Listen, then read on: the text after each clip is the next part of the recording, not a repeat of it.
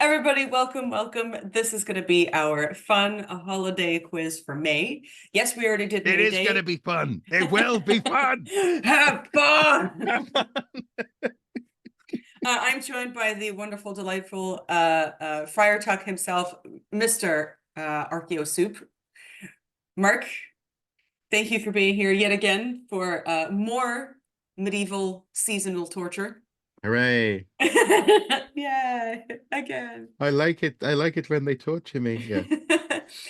This is a very interesting one because these are holidays that are largely, I would say, still celebrated, but not in the same way that they used to be. And these holidays used to be actually quite big. And now many people say, I don't know what they are. And there are some people who believe that they started out as pagan holidays, and some people They always do. They always do believe that. Everything's pagan, Mark, don't you know? Everything's pagan. Everything's pagan. So Mark has his pen and paper handy. Actually, I have a whiteboard. Oh Franklinator versus Soup. God, the Franklin. I have detailed files. I must do my best to demolish Soup Towers today. Yep. So some of these holidays you probably have heard of, but they're not celebrated in the same way. Okay. So we will see. We will see how well you do, Mark. Also, many of these holidays are either still celebrated in country parts, maybe not so much in the city. More religious parts as well of Europe still celebrate these holidays, but others just don't. Okay. So question the first. Mm-hmm. Was the Pentecost a pagan holiday?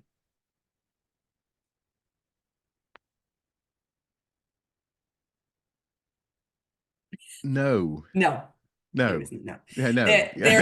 There now, this is a question because there was a pagan Roman holiday that happened around this time called Ambarvalia, and it was an agricultural fertility festival. Some say to Ceres, some say to Bacchus, but this had absolutely nothing to do with Pentecost. Ambarvalia had public and private celebrations. The private celebrations were solemnized by, there was like a master of families accompanied by children and servants. And villages and farms of Rome, and people would process around the fields. Okay. Public was celebrated within the city boundaries, in which 12 fratres avarales walked around the head of a procession, and they went around lands, vineyards, blessing the lands. During the procession, prayers would be made to either Ceres, Bacchus, any god or goddess who was associated with that piece of land. And the Amber Valley Carmen was the prayer that was whispered as they went around. And I mean, we see this a lot though throughout European history. A lot of the people sang to their fields. They also they did wassailing at apple trees, right? They do apple wassail still. But people did go for, and so people do go for what's called wit walks. But these are processions through town and not in the field. So no, there's no between that and the Roman tradition. There is no connection at all. Okay, and also I think I recently read that at least the story of Pentecost coincided with, is it the Festival of Tents? We're getting there. Oh. We're getting there. We're getting there, and not tents, but we'll get there. Just as an aside, by the year 305, the church in West Roman Empire had already started to celebrate Pentecost on their own, and the inspiration of the Christ apostles like being blessed with the Holy Ghost. During the next 700 years, though, there were occasional glimpses caught of the development of like feasts and ceremonies. Some did believe that the Pentecost might have been based on this Roman holiday or other pagan holidays, because depending on the time of the year, May Day celebrations and Pentecost celebrations overlapped. So because Pentecost, just like Easter, is a movable feast. Yeah. One following the other, obviously. But there's no pagan connection whatsoever. Okay. Would it help if I just said yes and no? No, the Do colorful... not speculate. No, the colorful commentary is the best. I also love when you get mealy mouthed and you go, I don't want to give an answer. Yeah, exactly. Yeah, Here, go so all the way now back to high school. Yeah. here is the I think the question you're waiting for, Mark, which is Okay. number two. Is Pentecost based on the Jewish holiday of Shavuot? I don't think it's based on it. I think it coincided with it. How? Well, people have. We are told in whatever it is, with Acts, perhaps I don't know, where that the city was full of people, and I have friends who have suggested that people the city was full of Jerusalem, that is, was full of people because of Passover, but I had to remind them, no, it was a while later when people are gathered out in the room being depressed, going, oh, Yeah, oh. not exactly It's not, so. no, no. No. So no, not Oh, exactly. So the Christian Pentecost happens 50 yeah. days after Easter, technically 49. Whereas Shavuot happens 50 days after Passover. Again, the 49 days between being what's called the Omer. And the Well, so Omer we're 2 days out. of which one? Well, because didn't isn't the whole idea that you had Passover, the So guy get Shavuot or Shavuos, if you're Ashkenazi, this year happens. I think it's June 12th. I think is the day. oh, I think so. okay. Because Passover or Pesach fell out very late this year because in the lunar calendar, the leap year they add a full month. They add Adar Bet, which is the second. They add two the second Adar instead of like the solar calendar adds the day Hmm. but the lunar calendar adds the month. Yeah. And it's obviously at a different interval, not 4 years. So that's why Easter and Passover were like 2 months apart this year, where Easter was early and Passover was late. Hmm. So in this specific year, so Pentecost happened I think last week or 2 weeks ago. But Uh, God, but you're talking about like Pentecost as an ongoing thing. I'm talking about like when Pentecost oh, apparently first happened. oh, Like, oh, oh, oh. I can't, I don't think we can answer that question because oh, um they were so they oh you so they were in Jerusalem for probably the offering of the Omer, which is what happened, which in ancient times the Omer was a sheaf of grain, and the hmm, count has its origins in the biblical command of offering the Omer or the sheaf offering. It's the first offering of the grain of the year, right. which was first offered on Passover, and then after which 49 days were counted, and then Shavuos was observed. Since the destruction of the temple, though, the sacrifices obviously are no longer being done. And the counting of the Omer is still performed, but you do it on a calendar. You don't give a sacrifice anymore.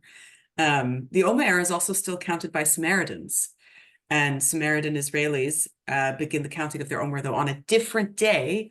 It's the Shabbos or the Sabbath during Passover, not the first day of Passover, or rather, I should say the second day of Passover, which is the 16th of Nisan. Right. While Shavuot is a harvest holiday for the first fruits of the year, the first grains of the year. This holiday has been around since the Second Temple, and Pentecost is just the Greek meaning 50 days, and it's a much younger holiday. As we said, 305 is probably Oh, around the earliest. Yeah. yeah, yeah. Okay, okay. So what was the festival of tents that you were because the Shavuot is the festival of weeks. Interesting. I could have sworn that I Mm-hmm. had read somewhere that there was uh yeah, a big festival in Jerusalem that was known as the Festival of Tents at the time of the first Pentecost, and that's why people were in the city. Now we might It need to could be. might It need to have could. a Google moment here, possibly. It actually might be that's what it's called in the New Testament, but I would actually have to check like the Greek translation or something like that because in Okay, the Hebrew is the festival of weeks, but it could be that maybe in the Greek it's different. I interesting. have this festival of tents. Let's go just for Mark. Yeah, Let's yeah. see if this is a thing. This feels like a video referee moment. We're sort But of pause. yeah, yeah. Pause the Oh, game. I know what you're talking about. You're Okay. talking about Sukkot, Sukkot. Yes. That's in October. So Sukkot is it's the Feast of the Tabernacle. Yes. Right. Okay. Oh, Yeah. sorry. Right. Yeah. Apologies. But Right. yes, but I guess you would call it the Festival of Tents. So it's Sukkot or Sukkot if you're Sukkot. You essentially it's right after there's Rosh Hashanah. 10 days later is Yom Kippur. Then like 2 weeks later is Sukkot, which is essentially the kind of Thanksgiving holiday. It's the end. It's Yeah. the end. It's the end of the harvest season. And so people, yes, people do erect tents, and then you eat the last of your harvest in the tents. Yes, but that's a completely different time of year. Oh my gosh, Uh, I didn't know the English name for it. Interesting. Sorry. So whatever, wherever I read this is completely wrong. It's completely the wrong time of year Yeah, for it's the Sukkot. wrong time of year. Yeah. Interesting. So Okay. I'm going to try and find that there's something source. called the Shalosh Regalim, which are so it's the three pilgrimages. That's Yeah. what it is. Hmm. And so one of them is Passover, one of them is one of them is Shavuot, and then the other one is I believe it's Rosh Hashanah, which falls out just a couple of weeks before Sukkot. So that was when you would do the pilgrimage to Jerusalem. Right. And Okay. obviously nobody does that anymore, but it was considered. And so as we've talked about, Shavuot used to be a major holiday because it was one of the three pilgrimages. It Hmm. was huge. Hmm. Now, if you ask the average, I mean, I grew up learning about it, but if you ask the average person, do you know anything about Shavuot or Shavuos or festival weeks? Many of them don't. They know, Yeah. oh, it's a cheesecake holiday, and they know that it's a Yom Tov, meaning that you don't do work on that day, but that's about Uh-huh. it. They don't know anything about the history of it because it was a harvest festival, and that Hmm. sort of festival has been kind of divorced from the original meaning. Do you think people tend to learn about festivals or know about festivals that will impact their work week? Yes, I think that does have So, for something to do example, with Yom it. Kippur. Yeah, exactly. Yeah. I think it's also that because I guess in Western or Northern parlances, people look at their holidays as where can I take off rather Hmm. than what festivals are. When we were mostly agrarian society, it was very different because when you're in agrarian society, you have festivals all the time just to break up the different The monotony. the monotony of sort of like the same thing that happens, with Yeah. Christmas is, Christmas is bang in the middle of the time where you can't do any work if you're a farmer. So Yeah. of course it makes sense, to clean out your stores and have a festival that lasts for 2 weeks during the coldest time of the year, just to give people a bit of cheer, people something to be Hmm. hopeful about and look forward to. Hmm. Whereas, Hmm. nowadays it's, oh, when can I go to Mallorca? Yeah. Yeah. Okay. Well, I'm glad we cleared that up anyway. Oh my Apologies goodness. I for can't believe I yes, didn't know the English name for Shavuot is the Festival of Tents, because I know because we translate it as the Feast of the Tabernacle. which is a But tent. Yeah. yeah, but Yeah. I didn't realize that Yeah. is what Yeah. the I don't know if it's King James, but because I never learned King Maybe. James because the translation is very inaccurate. Okay. But I didn't realize that that's what that holiday is translated as. I feel oh, it's funny. Yeah. Anyway, I'll mark that down as like, half a point each for that whole ramble. Okay. Okay. So have you got your next question ready? yes. Yeah. Why is Whitsun called that? Whitsun. Why is the Festival Whitsun. of Whitsun called Whitsun? Um, because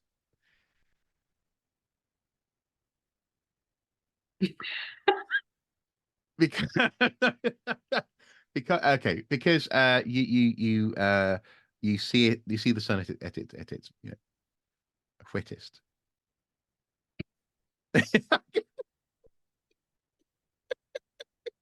And and what does wit mean in this sense, Mark? What does it mean? If we're uh seeing the sun at its wittest? is it whittest? Well, it's see, now this is the thing. Depends on your school of thought. So Okay. some people will take it very literally and think it's at its palest or whitest, but they obviously are are incorrect, I guess.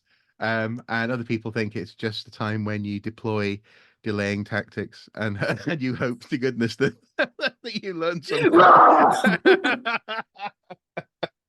No, Okay, yeah, we have no idea. no. Whitsun, for those who don't know, is the I suppose British name for the Feast of Pentecost. And we have no idea how this got to be named this in this part of the world. There are some guesses, like it being you were so close with your you were so close. There's some people think it's a contraction of White Sunday, Okay. or it having to do with the Old English word whit. Hmm. But there are no Saxon holidays recorded at this time in Bede.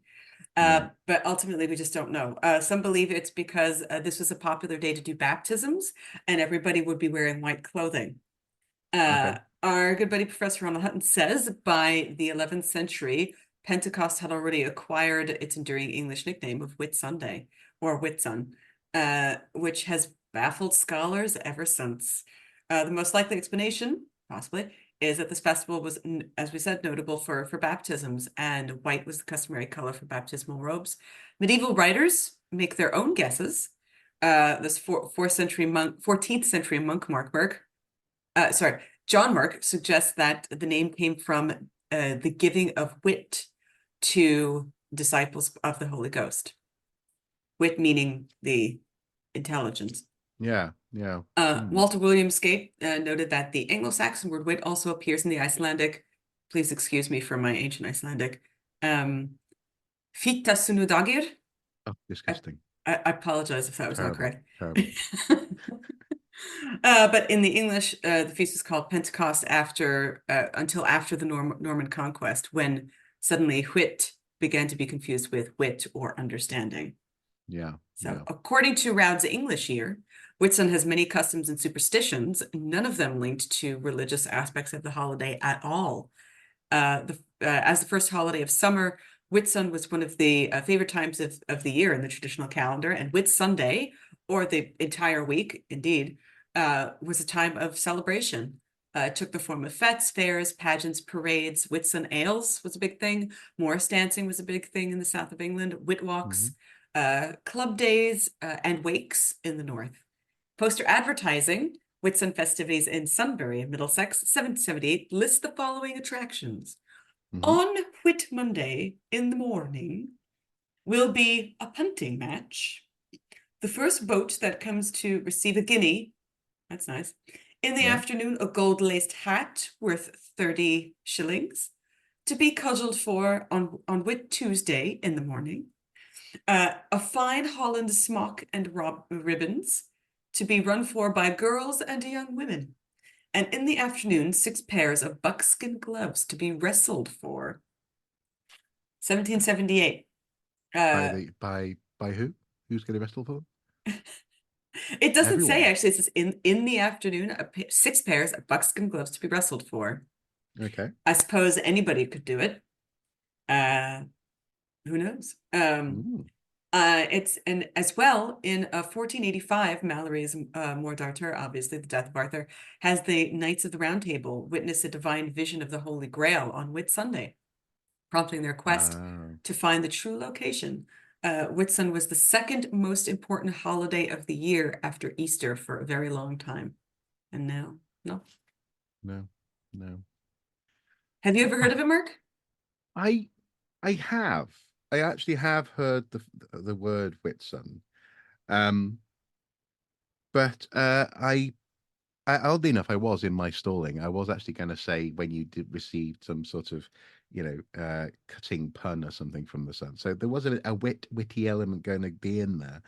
But no, that's interesting. That not quite knowing where it comes from, and I suppose uh the fact that people are sort of searching for that meaning, but also as well indicate later on indicating that this idea of it being linked with the beginning of a search for the Grail is curious.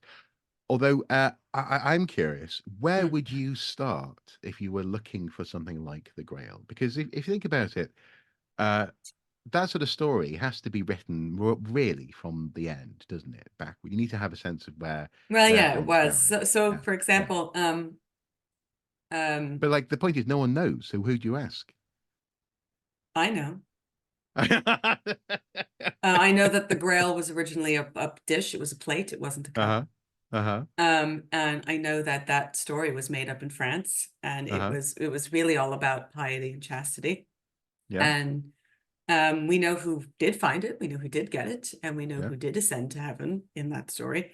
So it is findable, but really, the Grail is within you. Ah, the Grail was the friends we made along the Well, way. the Grail was the Ah. Jesus that yeah. Uh, but that's really what it is. So it's a Okay. symbol. It's the symbol of the Grail is really a symbol of piety and chastity, and the whole point Right. of it is that uh, it's an eternal quest that can never be perfected. That's the whole point. Okay. So Okay. if you Yeah. really want to find the Grail, you have to look in your heart. Deep inside. Yeah, Yeah. Yeah. And drop all those the bad habits, seducing Guinevere, this kind of thing. Yeah. but you can never get there, Mark. We can never get there. It's too No. late for us. We're too old. We're old sinners. And Yeah. that's why the young chaste one was the one who founded it or something like that. Ah, Yeah. okay, okay, yeah. Yeah. Okay, fair enough. Yeah. But yeah, so if you really want to start looking for the Grail, you have to look within. Thanks, Mallory. Weird chaste jerk. Okay, okay. I I shall that I had contemplate a that. moment with somebody asked me, they're like, oh, what's the historicity of the Grail? And I went, there is none. I'm sorry. It was Mm. a complete fabrication. And they just had a moment where they went, what do you mean? Like there's no actual thing that it was based on? I Yeah. said, Well, no. of course, there's the Grail that's just over my shoulder there. Yeah, You know, I think exactly. Spielberg did a fantastic job with that Grail. But I love how simple it is. I think it's Yeah, wonderful. yeah. So speaking of ridiculous things, question third. Is cheese rolling around Whitsun an ancient pagan practice? No. Very good. Yeah. But dairy offerings in general might be. Okay. The Ferie Latinae was an ancient Roman spring festival. Each Latin city sent a representative and offerings such as sheep, cheese, or other pastoral products. The presiding Roman consul offered a libation of milk and conducted the sacrifice of a pure white heifer that had never been yoked. The flesh was burnt and eaten as part of a communal meal of sacrament, and as part of the festivities, figurines called oscilla were hung from trees, and it continued to be held until 3rd century AD. Some people claim that they used to throw the first cheese of the year into the fields for luck at the beginning of the harvest season, but there's no evidence for this whatsoever. Honestly, why would you waste cheese? Yeah, I do What think sort it's of a bit. sadist does that? A side story. I was officiating a wedding yesterday, and the wedding had the correct amount of cheese. There was little balls of cheese for Hmm. the hors d'oeuvres. There was crunchy cheese on top of the salad, and then at dinner everybody got their own baked gooey brie. I went, Oh, this is exactly the correct amount of cheese. All the yeah, food that's groups good. were covered. That's We good. had crispy gooey and hard cheese as well. Do you know Um, we were at a few years ago now. We were at a family wedding. It was mhm, just across the border in Ireland, and that is to say, just across the Northern Irish border. mhm. And there was a moment when my brother-in-law turned to me and obviously to his sister, my lovely wife, and just said, "Do you know we don't do ourselves any favors, do we?" And I was like, "What do you mean?" He goes, "Well, look at how many different types of potato are on this table." Yeah, there was chips, there was mash, there was roasties, there was like curly fries. It was all there. That these are all the Um, good food groups. And last yeah, night we had there was a there'd been marvelous crisps as well. yeah, why Yeah. not? So they did have little roasted potato skewers for the hors d'oeuvres. Then as part of the dinner, they did have little roasted potatoes as well. And then they had midnight poutine. So they had fries Ooh, at nice. midnight. Oh yes, yeah, actually, yeah, yeah. There had been not poutine, but there was Gravy chips. potato dauphinoise, is that? What is it You know, called, like Mark? cheese and sliced potato. Oh, I never heard this one. Have you not heard about this? I think it's called potato dauphinoise. Uh-oh. It's just like a tent thing. I don't know what I'm. Is it an Irish thing? No, no, no, no. I think it might be a British thing that we pretend is French, That makes but sense. but I think, but I think it might be a dish that was potentially cooked for the Dauphin, Oh, the heir to Dauphin, the the prince. throne Okay. in France. Yeah. Um, And how do you spell it? well, Dauphinore, Right. O-I-R-E. Wow. something like that. Oh, I've never heard of that. Yeah, it No, must be if it is French, indeed, it must be an old French thing, but we don't have it over here, no. okay. We I'm not we do imagining. get I don't other think I'm things imagining like tourtière and all that stuff, but we definitely don't get no different. I'm definitely gonna have to because if it's a meal of just potatoes and milk, I'm all in for Yeah, that. That's it's gorgeous. It's beautiful. is it like Yeah. scalloped potatoes? Is that what it is? Uh, Thinly sliced and layered such that they're slightly overlapping all the way around. I think you start on the bottom of the dish, you work your way up, fill the whole thing with creamy, cheesy, Ooh. garlicky, herby goodness, and then bake it. And then you end up with this sort of crispy on top, gooey in the middle, Mm. layered potato thing. Oh, okay. Dauphinoise. Different was, sorry. Dauphinoise. Yeah, okay. Yeah, it's scalloped potatoes. Okay. Oh, okay. Okay. Sounds go. It looks gorgeous, though. Sounds gorgeous. So it was a tent thing. Yet again, I was I was just over You there. can Just have a point for that one, Mark. Yeah, but yes, oh, thank you. Dauphinoise. One thing I will say, speaking of scalloped potatoes, that many of these little end of May holidays have is in early June celebrations. There's something honoring dairy usually. Hmm. And so dairy enjoyment seems to be just in general seems to be part of this time of the year, whether it be cream or for like leaving out cream for the fairies in May or cheesecake on Shavuot. It just there seems to be a thing about dairy at this time of the year. Okay. So in conjunction, Mark, how did cheese rolling become part of Whit Monday?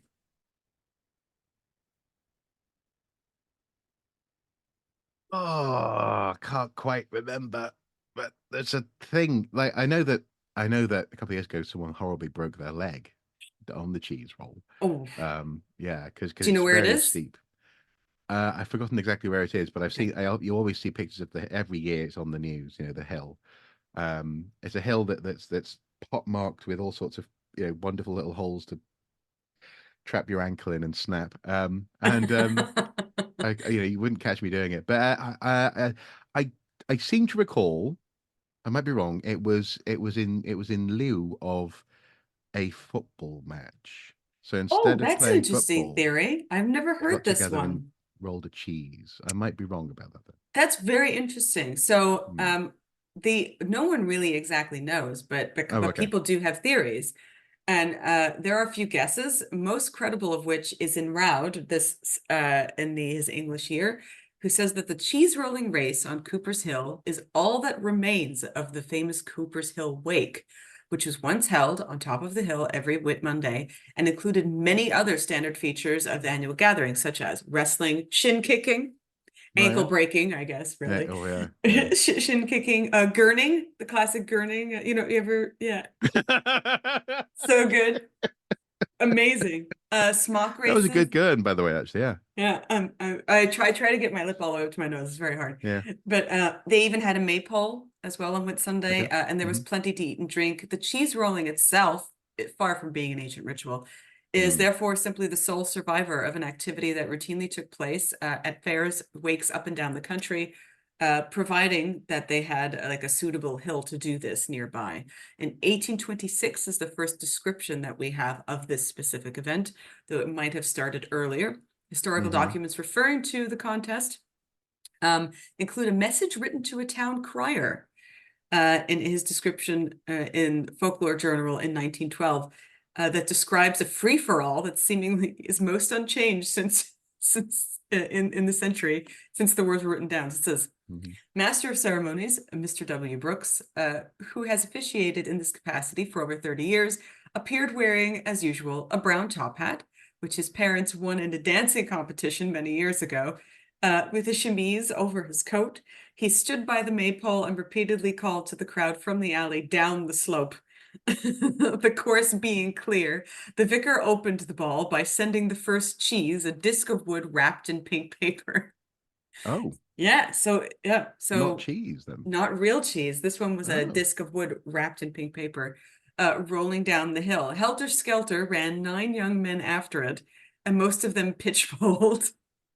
well, yes. The first to secure the disc stopped at the bottom by a hedge, had to trudge uphill again, and there was exchange for the prize cheese. So that's what would happen. You would Uh, roll the cheese, the fake cheese down the hill. yeah. So You it's like would a grab it, token. bring it back up the hill, and you would get a Yeah. big cheese. Yeah. Yeah. So while this event began on Whit Monday, it's now the last Monday in May.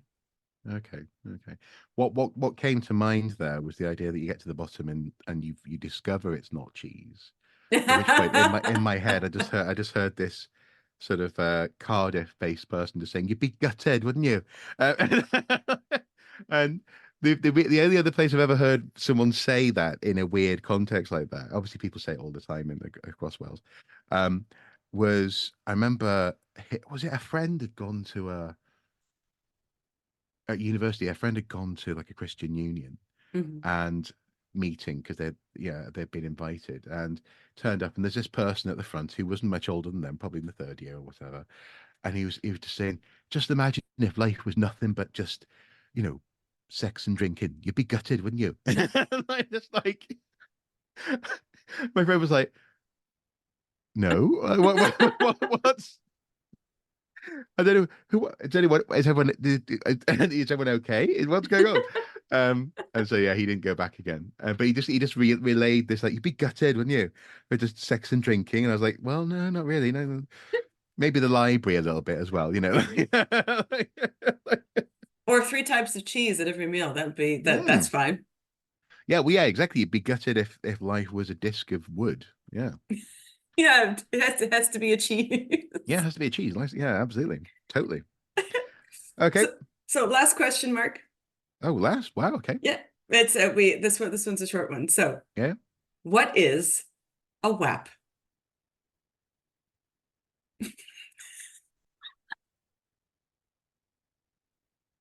Now, I didn't think you'd ever take us there, Michelle, and I'm frankly disappointed. A WAP. Uh, I is I it a actually I is hmm? it a paddle of some sort? Oh, you're so close. Oh, You're okay. so Is close. it something that do you sort of? Is it like for I don't know? ah, Is it a part of a game, or is it sort of to do with like blessing someone in some way, like hitting them? I'm Yes, just yes, it is. It's a yes. Oh blessing. wow. Okay, so the original sense of the word WAP is Yeah. not the one we know today. Uh, as yes, I had a video of Fujisan singing. There's some cheese in this house. There's some cheese in this den. The Randic WAP is the Yeah. local name for Gloucester's annual festival, Okay. which had the hashtag this year of WAP24, which I laughed so hard. It's great. I love it. Exactly. Yes. Yes. And WAP comes from the Middle English wapen, uh, Okay. uh, which means to throw or to strike or to blow in Yeah. gusts. On the first Sunday of May, 3 double Gloucester cheeses are honored and blessed during the spring service. Blessed is the cheese. Okay. Wow. The, che- the, Wow. the cheeses are then rolled wintershins anti-clockwise around the cheese yard. One is broken up and eaten on that day, and the 2 others are saved for predicting the coming growing season Oh, of course. by Yes. by the queen or the mayor of the rolling down the hill down the well lease 3 times each following Saturday or WAP day. Interesting. Wow. Um, you'd be gutted, wouldn't you? No, no. So the I'm absolutely shattered. indeed. Oh, it's so I'm tiring. absolutely shattered. Yeah. WAP 24. The WAP 20 WAPening. hashtag WAP Yeah. Yeah. 24. the happening. Okay, so That's so my perfect, thought actually. my thought process there, genuinely, I think it must come from the back of my mind, having have a obviously I have a vague idea of Anglo-Saxon dialect. It just sounded right. Yeah. And this is something you've talked about, isn't it? How if you ask people to come up with a word for something, quite often that word will have the characteristics of real words that relate to that thing. Yeah. Yeah.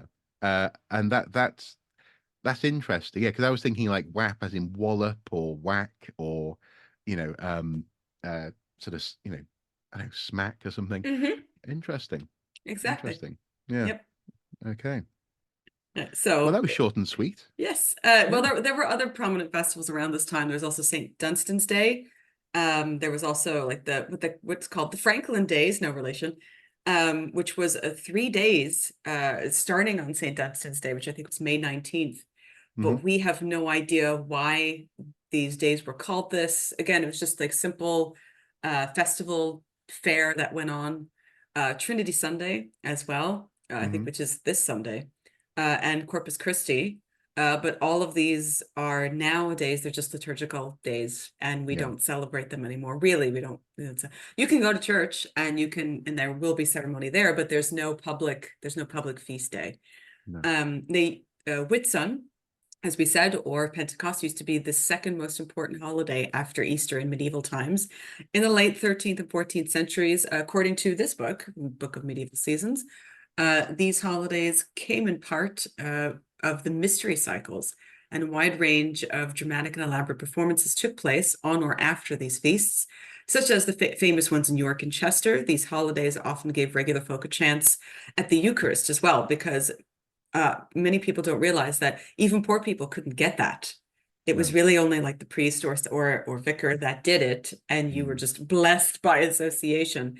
Whereas Mm. during these times, it was a time for poor people to actually get a chance to have it. Mm. But that's it. So Yeah. unfortunately, because of, and just like you said in the beginning, because of things, work weeks, 9 to 5s, people having holidays at different times, most of these holidays are now just largely forgotten because we don't get Yeah. offer them. No. No.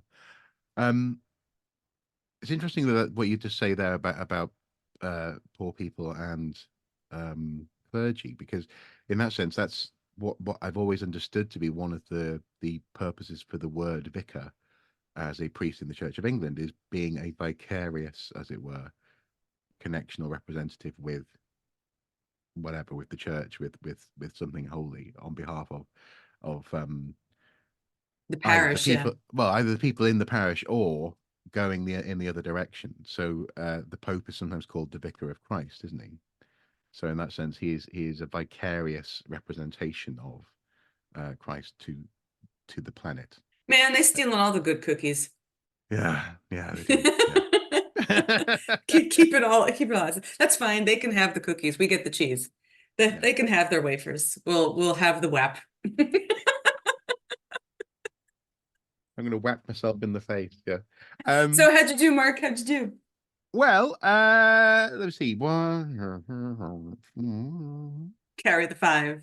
five, five to Soup Towers, and a total of three to the Franklinator. Oh, and so as your gift, Yeah. Mark, you get the gift of Extra reading. further reading. Woo! This is our special further reading book today. This is the Medieval Book of Seasons by Mary Collins and Virginia Davis. And they do have a whole chapter on these holidays. Very nice, very nice. Oh yeah, yeah. On these holidays and specific and different customs that used to be kept in medieval times around this time of the year, and as well Roud's The English Year. I recommend reading it because he actually catalogs a lot of these receipts talking Hmm. about festivals and where they came from and who was responsible, etc. So those are your two further reading things for today. So that's our quiz. We'll be back though, I guess around the 23rd for our Midsummer St. John's Cool. quiz. Okay. Yeah, yeah, yeah. Will Also, we be joining a cult? I mean, we could, but it wouldn't really bear any construction because Did people really celebrate the summer solstice, Mark? We'll find out. All We'll find right. out. It's a good film. It's a good film. It is, but I mean, but I love that film. I just, Oh, sorry. Will this also involve a little bit of Wicker Man? we are gonna. Well, we talked about the Wicker Man for May Day. Oh, we did. We Yeah. did, Okay. yes. Yeah. Do you remember what we said about the Wicker Man? That it's the most historically accurate footage of British Yes, cinema in the past 60 the most years. historically accurate hoax, yes, ever. Yeah. Yes, yeah. No, there was no. For those who don't know, there is no evidence for a Wicker Man No. ever. No. It was probably propaganda made up by the Romans. Yeah. So Yeah. yeah, unfortunately, because the movie is super cool, It is. is probably one of the best folk horror films of all time. But Yeah.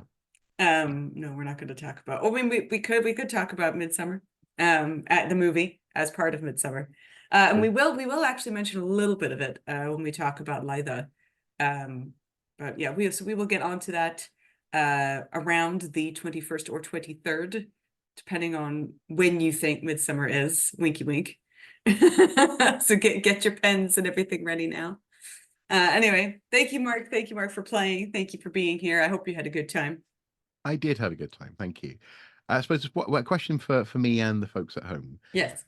Midsummer, are we talking about this as a depends on what you think? Is it like a mathematical thing, or is it a lunar calendrical thing? Like, What do can we you try and figure it out what do between you now and then? mean lunar calendar? If it's summer solstice, Oh, what do you mean? yeah, that's a good point. Yeah. But what do you mean lunar calendar? Well, What do you is mean? it? I suppose I'm just wondering, like, how are we reckoning it? How are we So calculate? How can we calculate it? Possibly. I will ask you, Mr. Archaeologist, I will ask you this question. What does what do we think Stonehenge points to? Or rather, I should say, what are the burials in Stonehenge based on? Interesting. Okay, fine. I will go away and confirm that because I don't want to say anything stupid right now about that. And we can talk about this next time. Yeah. Yeah. I love it. Sliding away. It's perfect. Oh, no. Whoa, whoa.